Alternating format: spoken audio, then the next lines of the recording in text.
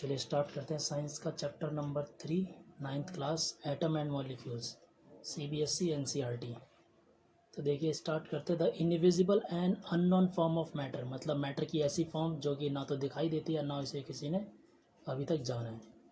The idea of divisibility by Indian philosopher, मतलब Indian लोगों ने किस जो इसके बारे में स्टडी करी है उसके बारे में बताना है।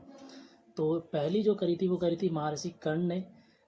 He postulated that if we keep on dividing the matter called Padarth, we will get smaller and smaller particle, and soon we will achieve the smallest of particle called Parmanu, which may not divide further।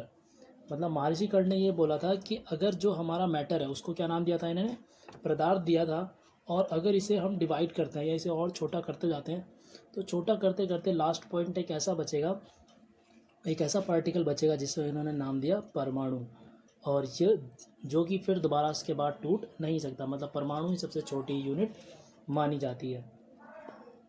उसके बाद दूसरे philosopher थे हमारे Pakudha Katyayana. He postulated that there are various form of matter because the particle of matter exist together in combination. इन्होंने बोला कि हमारे जो मैटर है उनके बहुत सारे फॉर्म्स होते हैं क्योंकि the particle of matter exist together, और क्योंकि मैटर के जो पार्टिकल होते हैं वो बहुत अलग अलग तरीके से एक साथ इकट्ठे कंबाइन होकर मिलते हैं, तो कहने का मतलब इनका वो बहुत सारे होते हैं। लेकिन कुछ ऐसे दूसरे कंट्रीज़ के भी हैं, जैसे the idea of divisibility by the Greek philosopher. Greek मतलब यूनान देश है, वहाँ के जो फिलोसफर थे, वहाँ के जो दार्शनिक थे, उन्होंने इसके बारे में कुछ कहा, जैसे कि डिमोक्रेटस एंड ल्यूकोसिपियस। ठीक है, इन्होंने बोला they suggested that when we kept on dividing the matter there comes a time when no more division of particle. मतलब उन्होंने बोला मैटर को अगर हम डिवाइड करते हैं तो ऐसा एक पॉइंट आता है जहाँ पे पार्टिकल डिवाइड होना बंद हो जाता है, और सच पार्टिकल आर कॉल्ड एटम, और उस पार्टिकल को क्या हम कहते हैं, एटम कहते हैं, विच मीन बीइंग इनविजिबल, और जो कि क्या है, इनविजिबल है, जिसे देखा नहीं जा सकता। But all these ideas were not backup by the many experimental pieces of evidence until the Antonic Lavoisier provide 2 laws of chemical combustion। मतलब ये बात उसने बोल तो दी थी, लेकिन उसके बाद जब तक ये एक्सपेरिमेंटली इसका प्रूफ नहीं किया गया, लिवोसियस ने प्रोवाइड करे 2 लॉ, जिसकी वजह से इसका हमें पता चला। तो पहला लॉ उसने बोला the law of conservation of mass. तो पहला लॉ था law of conservation of mass, वो था कि मास can neither be created nor be destroyed in a chemical reaction. मतलब अगर कोई भी केमिकल रिएक्शन होती है तो उसके अंदर ना तो हमारा मास क्रिएट हो सकता है और ना ही उसका मास डिवाइड हो सकता है। Law of constant proportion, law of definite proportion, ये दूसरा लॉ है हमारा कि law of constant proportion and law of definite proportion. The elements are always present in definite proportion by mass in a chemical substance. अगर हमारे पास कोई chemical substance है तो उसके जो एलिमेंट है वो एक डेफिनेट प्रोपोर्शन, मतलब डेफिनेट रेशो में क्या होंगे, मास में प्रेजेंट होंगे। For example hydrogen and oxygen are present in a water in a ratio of 1:8। So if we decompose 9 gram of water we will obtain 1 gram of hydrogen and 8 gram of oxygen. तो इसमें बोला गया कि अगर hydrogen और oxygen अगर water के अंदर प्रेजेंट है, वो कि 1:8 में प्रेजेंट होता है, तो अगर हम उसको 9 ग्राम वाटर लेते हैं तो उसके अंदर अगर हम उसे क्लासीफाई मतलब अलग अलग करें तो जिसके अंदर हमें 1 ग्राम हाइड्रोजन मिलेगा और बाकी का 8 ग्राम ऑक्सीजन मिलेगा। ये लॉ ऑफ कांस्टेंट प्रोपोर्शन की वजह से है। उसके बाद आती है atomic theory. The atomic theory दी थी हमारी सर जॉर्ज डाल्टन ने। Dalton the proposed on a atomic theory which act as a explanation of the above 2 laws as per the theory. मतलब सर जॉल्टन ने हमें जो ये थ्योरी दी थी, उन्होंने इसको एक्सप्लेन करा था, जो 2 लॉ दिए हुए हैं, law of conservation of mass और लॉ ऑफ कांस्टेंट प्रोपोर्शन, इन्होंने अपनी थ्योरी में उसको एक्सप्लेन करा था। All matter whether it's an element और कंपाउंड और a mixture consist of टिनी invisible particle called atom. उन्होंने बोला था कि और जितने भी हमारे एलिमेंट होते हैं, फिर वो चाहे कंपाउंड हो, मिक्सचर हो, उन सब के अंदर एक इनविजिबल पार्टिकल्स होते हैं, वो उसका नाम है atoms. The postulate of the atomic theory by John Dalton, ये जॉन डाल्टन ने दी थी। उन्होंने बोला था, पहली उनकी थ्योरी थी कि the matter is made up of टिनी particle called atom that can not be divide. मतलब जो हमारा मैटर होता है वो सबसे छोटे पार्टिकल से बना होता है जिसको हम एटम कहते हैं और जिसे और ज़्यादा डिवाइड नहीं कर सकते। एटम आर नेवर फॉर्म्ड और destroyed during the chemical reaction. Atom को ना तो डिस्ट्रॉय कर सकते हैं ना क्रिएट कर सकते हैं केमिकल रिएक्शन के दौरान। Atom of an element exhibit some nature, they are same size same mass and character. उन्होंने बोला कि अगर हम एक एलिमेंट लेते हैं तो उसके सारे एटम्स का साइज, मास और कैरेक्टर एक जैसा होगा अगर हम एक जैसा एलिमेंट लेते हैं। और फोर्थ पॉइंट में बोला, the atom of different element exhibit variant nature, they do not have the same character. उन्होंने बोला कि अगर हम दो एलिमेंट लेते हैं अलग अलग तो उनके सारे कैरेक्टरिस्टिक क्या होंगे, अलग अलग होंगे। और उन्होंने फिफ्थ पॉइंट में बोला है, the atoms from compound by combining in a ratio of whole number. मतलब अगर हम कंपाउंड लेते हैं तो उसके अंदर जो एटम होंगे वो होल नंबर में होंगे, वो फ्रैक्शन में नहीं होंगे, वो मिक्स में नहीं होंगे। मतलब अगर जैसे चार एटम, 5 एटम, 10 एटम ऐसे होंगे, ये नहीं कि 3.5 एटम, 12.5 एटम, ऐसे नहीं होगा। ए compound contain a constant number and a kind of atom. Compound contain a constant number and kind of atoms. मतलब एक तरह के उसमें क्या होंगे, अगर कोई कंपाउंड है तो उसमें constant number and kind of atom, मतलब उसमें फिक्स नंबर ऑफ एटम होंगे, जिसकी वजह से क्या होगा, वो कंपाउंड फॉर्म करेगा। उसके बाद पढ़ते हैं एटम के बारे में। तो we can call atom as the building block of matter. मतलब हम कह सकते हैं कि मैटर बनाने के लिए जो सबसे ज़्यादा ज़रूरी होता है वो क्या होता है, एटम होता है। Just like bricks as a building block of a building. मतलब अगर कोई हमें बिल्डिंग बनानी तो सबसे ज़्यादा क्या जरूरी होती है, ब्रिक्स ज़रूरी होती है। तो वो ब्रिक्स की तरह काम करता है हमारा एटम करता है। What is the size of atom. अब बात आती है कि साइज ऑफ एटम्स, एटम कितना बड़ा होगा। Atom are extremely small, their size is measured in nanometre. मतलब इसका साइज कितना होता है, नैनोमीटर में होता है। नैनोमीटर 1/10⁹ या फिर हम उसे 10⁻⁻9 भी लिख सकते हैं, इतना ज़्यादा छोटा होता है। उसके बाद आता है the atomic mass. Sir Dalton ने कहा था, the atomic mass theory suggested that each element have a distinguished atomic mass. मतलब हर एटम का एक अपना अलग एटॉमिक मास होता है, which this theory law of constant proportion code B explain easily. अगर हम कांस्टेंट लॉ ऑफ प्रोपोर्शन के लॉ देखें तो उसके हिसाब से साफ पता चलता है कि हर किसी का एटॉमिक मास अलग अलग होता है। But it is indeed difficult to evaluate the mass of an atom since the size of atom is relatively small. लेकिन हर एक एटम का मास निकालना बहुत ज़्यादा मुश्किल है। क्यों? क्योंकि वो रिलेटिवली बहुत क्या होता है, बहुत छोटा होता है, जिसकी वजह से उसका मास निकाल पाना इंडिविजुअली एटम का बहुत मुश्किल होता है।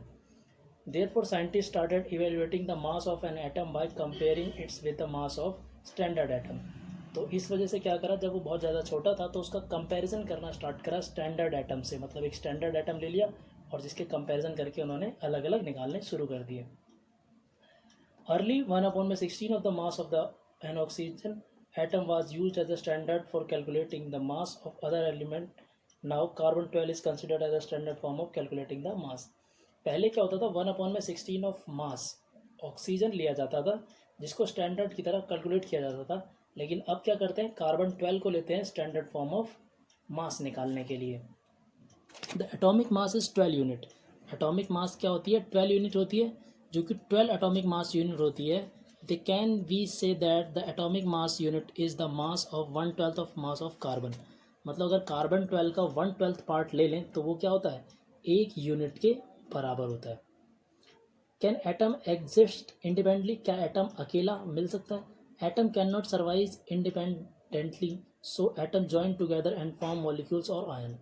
एटम कभी भी अकेला नहीं पाया जाता, इसलिए कभी भी ये मिलता है तो या तो मॉलिक्यूल की फॉर्म में मिलेगा या फिर आयंस की फॉर्म में मिलेगा। अब मॉलिक्यूल्स की बात आई है तो मॉलिक्यूल्स क्या होते हैं। A molecule is a collection of various atom that combine chemically with each other. मतलब मॉलिक्यूल्स जो होते हैं वो कलेक्शन ऑफ वेरियस, मतलब बहुत तरह के एटमों का एक कॉम्बिनेशन होता है जो केमिकली एक दूसरे के साथ मिले हुए होते हैं। These atoms are bound together by the certain force of attraction. और जो डिफरेंट एटम्स होते हैं वो एक दूसरे के साथ इसलिए अटैच होते हैं क्योंकि उनके बीच में एक फोर्स ऑफ अट्रैक्शन काम कर रहा होता है। Atom of the same element और different element can bind together to form molecules. Atom के जो atom of the element same elements और डिफरेंट एलिमेंट्स, मतलब एक एटम दूसरे एटम्स को अट्रैक्ट करने के लिए क्या करता है, फोर्स लगाता है, और वही फोर्स मिलकर क्या बना लेते हैं, एक मॉलिक्यूल बना लेते हैं। Therefore, a molecule is the smallest particle of a substance that can exist independently and show all the properties of the substance. Molecule क्या होता है, स्मॉलेस्ट पार्टिकल होता है और इंडिपेंडेंटली एग्जिस्ट नहीं कर सकता, सॉरी एटम इंडिपेंडेंटली एग्जिस्ट नहीं करता, इसलिए मॉलिक्यूल की फॉर्म में करता है, और ये सारी प्रॉपर्टी शो करते हैं सब्सटेंस की। Molecules of elements, the molecules of an element are formed by the combination of similar type of atom. देखो मॉलिक्यूल्स अगर एलिमेंट बना रहे हैं तो उसमें सिमिलर टाइप ऑफ एटम्स होंगे, मतलब एक ही तरह के अगर एटम ले लिए जाएंगे तो वो क्या बन जाएगा, एलिमेंट बन जाएगा। For example helium, helium is made up of only one atom. Helium क्या होता है, सिर्फ एक तरह के एटम से बना होता है, while oxygen made up of two atoms, जबकि ऑक्सीजन क्या होता है, दो एटमों से मिलकर बना होता है। उसके बाद आता है atomicity. Atomicity, the number of atom in a molecule of an element is called its atomicity. मतलब जिस भी मॉलिक्यूल के अंदर जितने एटम होंगे वही उसकी एटॉमिसिटी होगी। For example helium is mono atomic and oxygen is diatomic. ऐसा इसलिए होता है क्योंकि मोनो एटॉमिक वो होते हैं when an element comprise of a single atom, मतलब जिसके अंदर सिर्फ एक सिंगल एटम होगा वो क्या होगा, मोनो एटॉमिक होंगे, जैसे कि सारे मेटल होते हैं। Diatomic when an element comprise of two atoms, example all gases. Diatomic वो होते हैं जिनके अंदर क्या होता है, दो एटम्स होते हैं, जैसे कि सारी गैसेस होती हैं। Triatomic when an element compromise for three atoms, comprise तीन एटम, जिसके अंदर तीन एलिमेंट होंगे वो हमारा क्या होगा, ट्राइटोमिक होगी। और फिर होता है tetraatomic when an element comprise of four atom, अगर किसी के अंदर फोर एटम होंगे तो वो टेट्राएटॉमिक बोला जाएगा। उसके बाद होता है polyatomic. Polyatomic when an element comprise of more than two atoms, अगर किसी भी एलिमेंट के अंदर दो से ज़्यादा एटम है तो वो क्या हो जाएगा, पॉलीएटॉमिक कहलाएगा। अब आता है जैसे मॉलिक्यूल ऑफ एटम पढ़ा, अब क्या आएगा, मॉलिक्यूल ऑफ कंपाउंड्स। तो molecule of compound constituent atom of different element that combine together in a fixed proportion. मतलब अगर हम मॉलिक्यूल ऑफ कंपाउंड देखते हैं तो उसके अंदर डिफरेंट एलिमेंट के कंबाइन एटम क्या करते हैं, मिल जाते हैं एक दूसरे के साथ, और वो भी एक फिक्स प्रोपोर्शन में मिलते हैं। जैसे कि water compromise of two atoms of hydrogen and one atom of oxygen, क्योंकि जब वाटर बनता है तो उसमें दो हाइड्रोजन लगते हैं और एक ऑक्सीजन लगता है, तो इस तरह से क्या होता है, कंपाउंड बनाता है, लेकिन दोनों का प्रोपोर्शन क्या होता है, फिक्स होता है। उसके बाद आता है ions. Compounds contain metal as well as non metal. Compound में क्या होता है, मेटल भी होते हैं और नॉन मेटल भी होते हैं। These element including charge species which known as ion, और इन एलिमेंट के अंदर कुछ चार्जेस होते हैं, उसी को हम आयंस कहते हैं। दस ion is a particle that has a positive और नेगेटिव चार्ज। आयन हमारे क्या होते हैं, पार्टिकल होते हैं जो कि पॉजिटिव भी हो सकते हैं और नेगेटिव भी होते हैं। जैसे कि अगर कहीं हम अनायन बोलते हैं तो मतलब वो नेगेटिवली चार्ज है, और अगर हम कैटायन बोलते हैं तो वो पॉजिटिवली चार्ज है। There can be a single charge atom is an ion और there may be a group of charge of atom. मतलब ऐसा भी हो सकता है कि एक सिंगल एटम हो उसके ऊपर कोई चार्ज हो, या फिर एक ग्रुप ऑफ एटम हो जिसके ऊपर भी कोई चार्ज हो। In an atom that have net charge on a compound, तो पूरे कंपाउंड पर भी क्या हो सकता है, एक चार्ज हो सकता है, पॉजिटिव या फिर नेगेटिव हो सकता है। When a group of atoms carries a charge in a compound is called a polyatomic ion. अगर किसी ग्रुप ऑफ एटम के ऊपर कोई चार्ज है जो कि ये कंपाउंड है तो उसे क्या कहते हैं, पॉलीएटॉमिक आयन कहते हैं। उसके बाद आता है chemical formula. We use a chemical formula to represent the composition of a compound in the form of symbols. मतलब अगर हम केमिकल फार्मूला को सिम्बल्स में रिप्रेजेंट करते हैं तो उसे क्या कहते हैं, chemical formula. To write a chemical formula you must know two things. मतलब जब हम कोई केमिकल फार्मूला बनाते हैं तो उसके लिए दो सबसे ज़्यादा इंपॉर्टेंट चीज़ें होती हैं। पहला होता है सिंबल ऑफ एलिमेंट, मतलब हमें उस एलिमेंट का सिंबल पता होना चाहिए, और दूसरा उसकी वैलेंसी पता होना चाहिए। अब वैलेंस सिंबल तो वही जो होता है, लेकिन अब वैलेंसी क्या होती है, valency is also known as the combining capacity of element. अगर इसकी डेफिनेशन की बात करें तो ये यही होती है, it is the also known as the combining capacity of element. मतलब उस एलिमेंट के साथ कितने और एटम अटैच हो सकते हैं। In other word valency explain how atom of one element will mix with other atom element. देखो अगर दो एलिमेंट हैं उनके अगर एटम्स कम या ज़्यादा हैं तो एक दूसरे के साथ कैसे मिक्सअप होंगे, वही हमारी क्या होगी, वैलेंसी होगी। For example hydrogen ion is represent as H plus. अगर हम हाइड्रोजन आयन लेते हैं तो उसमें H प्लस, क्योंकि हाइड्रोजन प्लस शो कर रहा है, which mean that the valency is 1। अगर वो +1 कर रहा है तो इसका तो क्या मतलब उसके वैलेंसी कितनी है, 1। Similarly the oxygen ion is represented as O2। जैसे कि ऑक्सीजन रिप्रेजेंट करता है O2 को, तो इसका मतलब क्या है कि उसकी वैलेंसी कितनी है, 2 है। There is a list of valency of various element. तो इस तरह से पूरी लिस्ट बन सकती है एलिमेंटों की जिसमें क्या होता है, वैलेंसी निकाल सकती है। अब आता है केमिकल फार्मूला लिखने के rules of writing a chemical formula. तो valency of an element, valency of an ion must balance, मतलब वैलेंसी क्या होनी चाहिए, बैलेंस होनी चाहिए।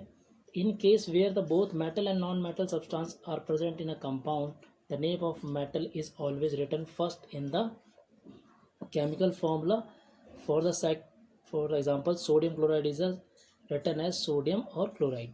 मतलब कहने का ये है कि अगर हम कोई केमिकल फार्मूला लिखते हैं तो उसका जो पहला वर्ड होगा, पहला लेटर होगा वो कैपिटल होगा, बाकी सारे स्मॉल होंगे।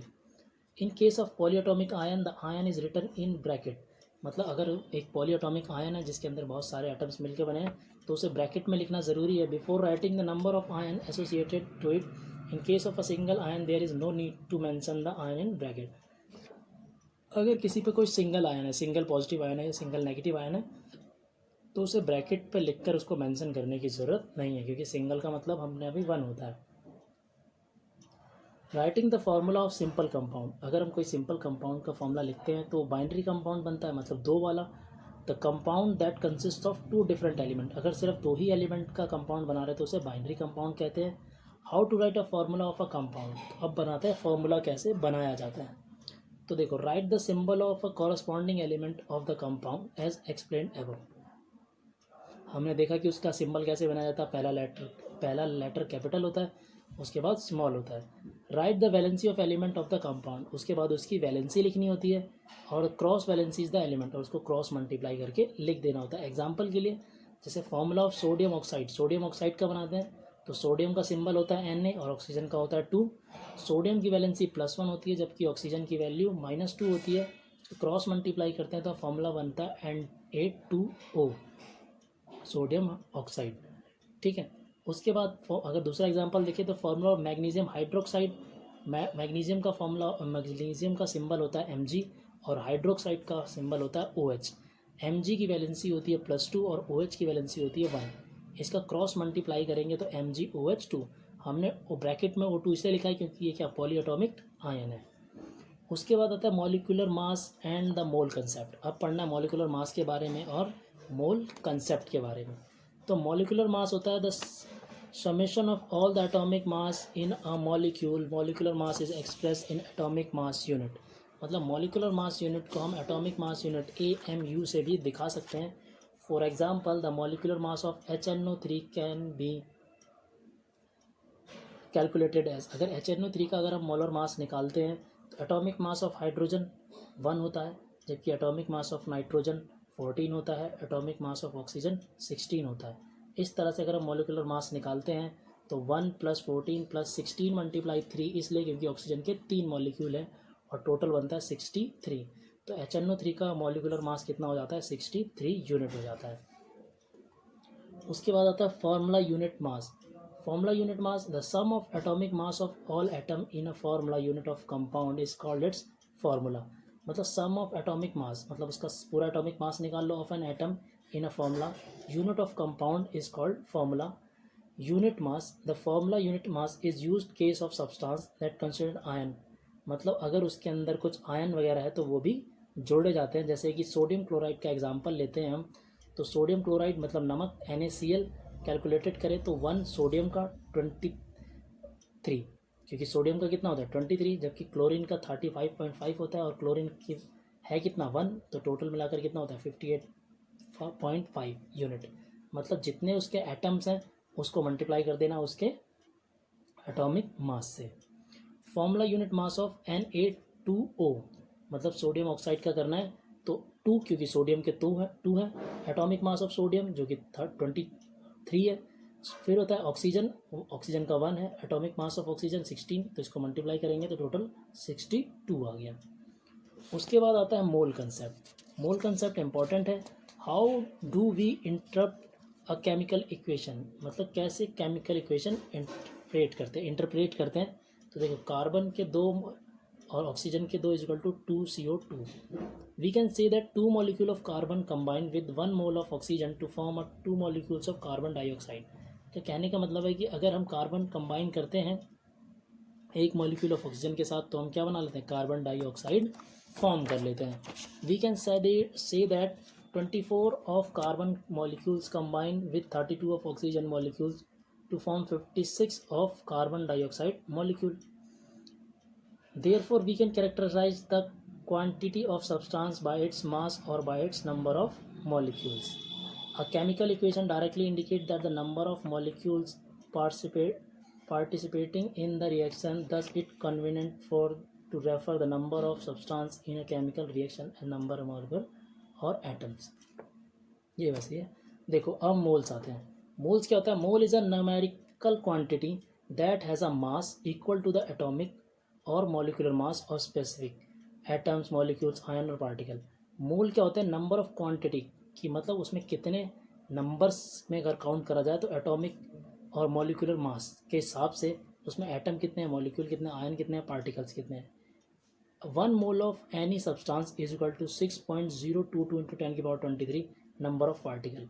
मतलब अगर हम एक मोल सब्सटेंस लेते हैं तो उसके अंदर 6.022 इंटू 10 की पावर 23 नंबर ऑफ पार्टिकल्स होंगे.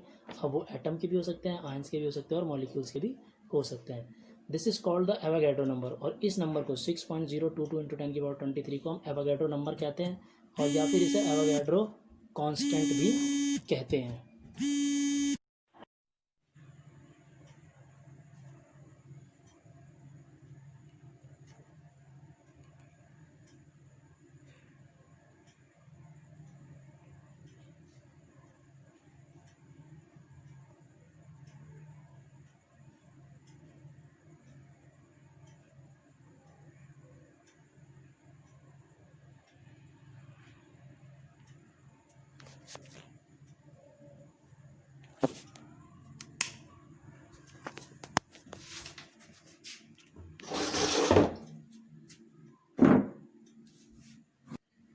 The mass of 1 mole of substance is the same as its atomic mass or molecular mass expressed in a gram. मतलब 1 mole of substance का जो मास होता है एटॉमिक मास या मोलिकुलर मास वो ग्राम में represent किया जाता है.